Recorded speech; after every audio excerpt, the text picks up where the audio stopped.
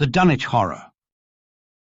Gorgons and hydras and chimeras, dire stories of Sileno and the Harpies, may reproduce themselves in the brain of superstition, but they were there before.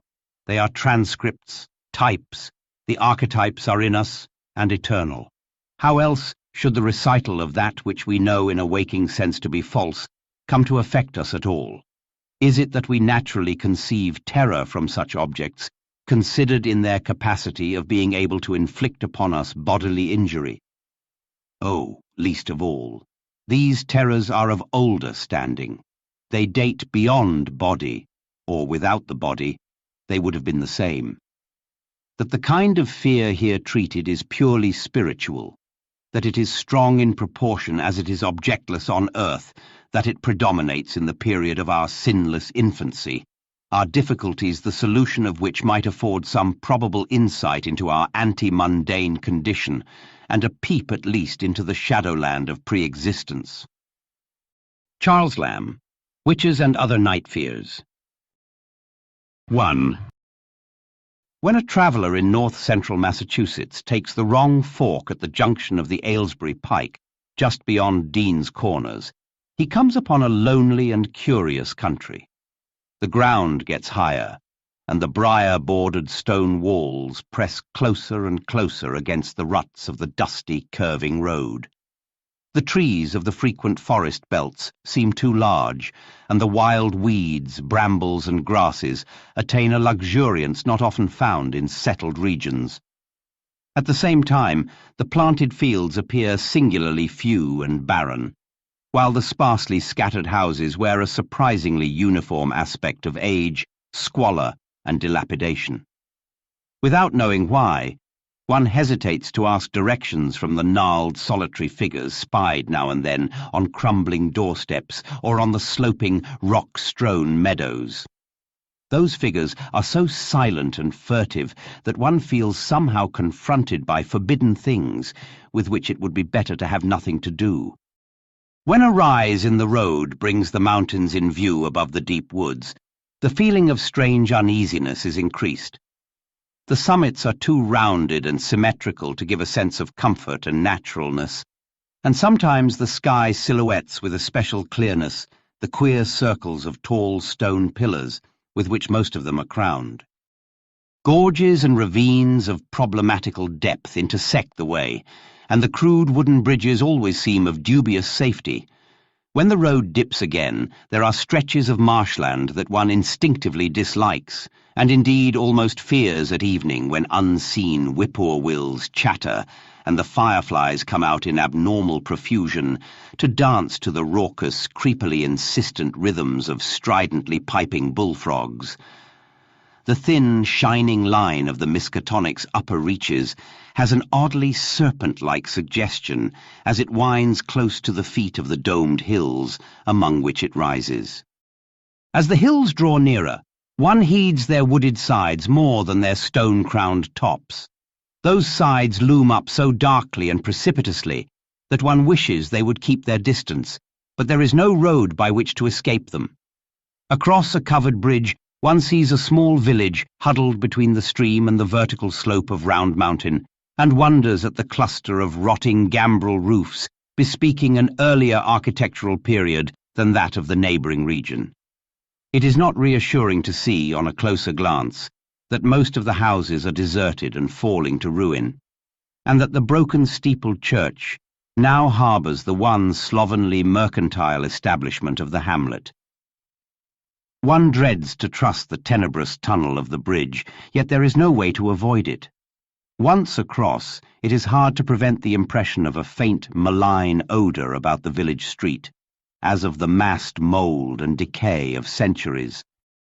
It is always a relief to get clear of the place, and to follow the narrow road around the base of the hills and across the level country beyond, till it rejoins the Aylesbury Pike. Afterward, one sometimes learns that one has been through Dunwich. Outsiders visit Dunwich as seldom as possible, and since a certain season of horror, all the signboards pointing toward it have been taken down. The scenery, judged by any ordinary aesthetic canon, is more than commonly beautiful, Yet there is no influx of artists or summer tourists. 2 centuries ago, when talk of witch blood, Satan worship and strange forest presences was not laughed at, it was the custom to give reasons for avoiding the locality. In our sensible age, since the Dunwich horror of 1928 was hushed up by those who had the town's and the world's welfare at heart, people shun it without knowing exactly why. Perhaps one reason, though it cannot apply to uninformed strangers, is that the natives are now repellently decadent, having gone far along that path of retrogression so common in many New England backwaters. They have come to form a race by themselves, with the well-defined mental and physical stigmata of degeneracy and inbreeding.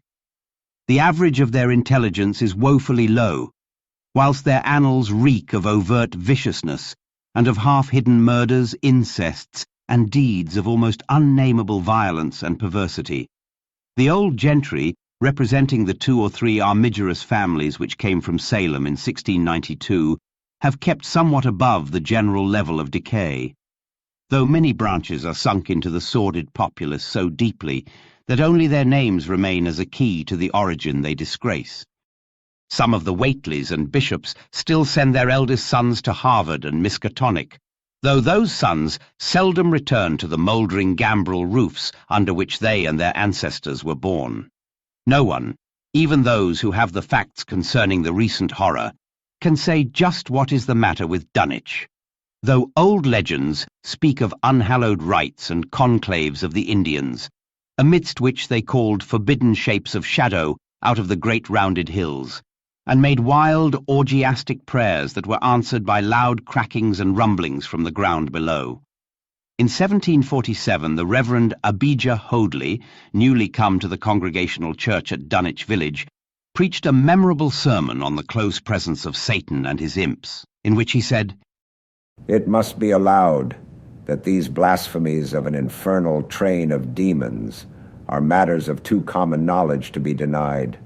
The cursed voices of Azazel and Bazrael, of Beelzebub and Belial, being heard now from underground by above a score of credible witnesses now living. I myself did not more than a fortnight ago catch a very plain discourse of evil powers in the hill behind my house, wherein there were a rattling and rolling, groaning, screeching, and hissing, such as no things of this earth could raise up, and which must needs have come from those caves that only black magic can discover, and only the devil unlock." Mr. Hoadley disappeared soon after delivering this sermon, but the text, printed in Springfield, is still extant. Noises in the hills continued to be reported from year to year, and still form a puzzle to geologists and physiographers. Other traditions tell of foul odours near the hill-crowning circles of stone pillars, and of rushing airy presences to be heard faintly at certain hours from stated points at the bottom of the great ravines, while still others try to explain the Devil's Hop Yard, a bleak, blasted hillside where no tree, shrub, or grass blade will grow. Then, too, the natives are mortally afraid of the numerous whippoorwills which grow vocal on warm nights. It is vowed that the birds are psychopomps lying in wait for the souls of the dying, and that they time their eerie cries in unison with the sufferer's struggling breath. If they can catch the fleeing soul when it leaves the body, they instantly flutter away chittering in demoniac laughter. But if they fail, they subside gradually into a disappointed silence. These tales, of course, are obsolete and ridiculous, because they come down from very old times. Dunwich is indeed ridiculously old, older by far than any of the communities within 30 miles of it. South of the village one may still spy the cellar walls and chimney of the ancient Bishop House, which was built before 1700, whilst the ruins of the mill at the Falls, built in 1806, form the most modern piece of architecture to be seen. Industry did not flourish here, and the 19th century factory movement proved short-lived. Oldest of all are the great rings of rough-hewn stone columns on the hilltops, but these are more generally attributed to the Indians than to the settlers. Deposits of skulls and bones found within these circles and around the sizable table-like rock on Sentinel Hill sustain the popular belief that such spots were once the burial places of the Pocumtucks, even though many ethnologists, disregarding the absurd improbability of such a theory, persist in believing the remains Caucasian.